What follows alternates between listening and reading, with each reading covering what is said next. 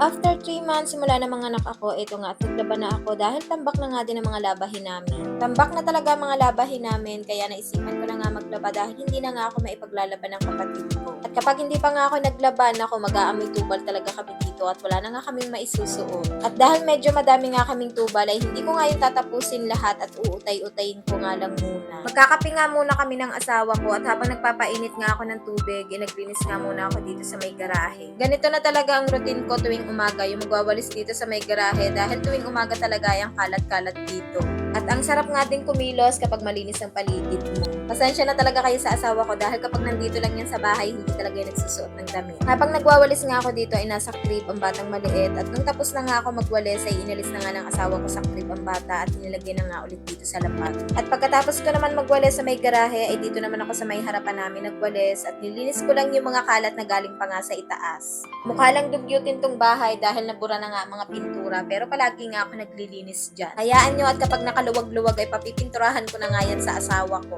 At pagkatapos ko nga magwalis ay nagtimpla na nga ako ng kape namin ng asawa ko para makapag-almusal na nga din kami at makapag-umpisa na ako sa paglalaba. Sa mga oras na yan ay natutulog pa nga ang dalawa dahil maaga pa nga. Basta walang pasok, tanghali na talaga silang gumigising. Pagkatapos ko nga magkape at magtinapay ay inumpisahan ko na nga din ang paglalaba at nililisan ko nga muna itong washing dahil naglaba nga nung nakaraan dyan ang asawa ko. At kapag naglalaba talaga ako, kinukusot ko talaga ang mga underwear namin dahil madalas talaga ay nasisira kapag winawashing. Habang naglalaba ako, nasa rocking chair nga lang ang batang maliit at iiyak lang yan kapag nagugutom at kapag inaantok na. Pero habang hindi pa siya umiiyak, dire-diretso nga lang ako sa paglalaba at titigil lang ako kapag umiiyak na siya tapos padededein ko at maya-maya lang makakatulog na nga tapos mag-umpisa na ulit ako sa paglalaba. Gustuhin ko man na dire-diretso ang ginagawa ko kaya lang hindi pwede dahil meron ngang batang maliit. Natapos na nga din ako sa pagkukusot ng mga underwear tapos habang nagpapaikot nga ako sa washing ay naghugas naman ako ng mga hugasin dito sa lababo na kagabi pa nga namin pinagkainan. Para naman kapag nagluto ako ng para sa tanghalian namin ay makakakilos nga ako ng maayos dito.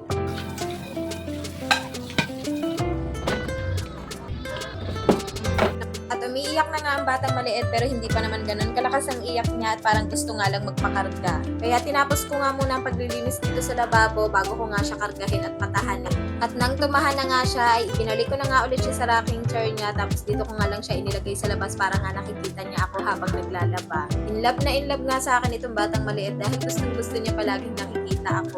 Noong naghuhugas kasi ako ng mga pinggan ay nandun lang siya sa sala, siguro hindi niya ako nakikita kaya umiiyak. At dahil umiinit na nga din ay naisipan ko nga na paliguan muna siya bago ko nga tapusin itong paglalaba. At habang nagpapainit pa nga ako ng mainit na tubig para sa panligo ng batang maliit ay nag-dryer nga muna ako nitong mga nabanlawan ko. Pagkatapos ko nga paliguan ng batang maliit ay pinaliguan ko na nga din ang toddler ko. At sa buong maghapon ay nakatapos din naman ako ng paglalaba pero mga damit pa nga lang to ng mga bata at bukas na nga lang ang damit namin ng asawa ko.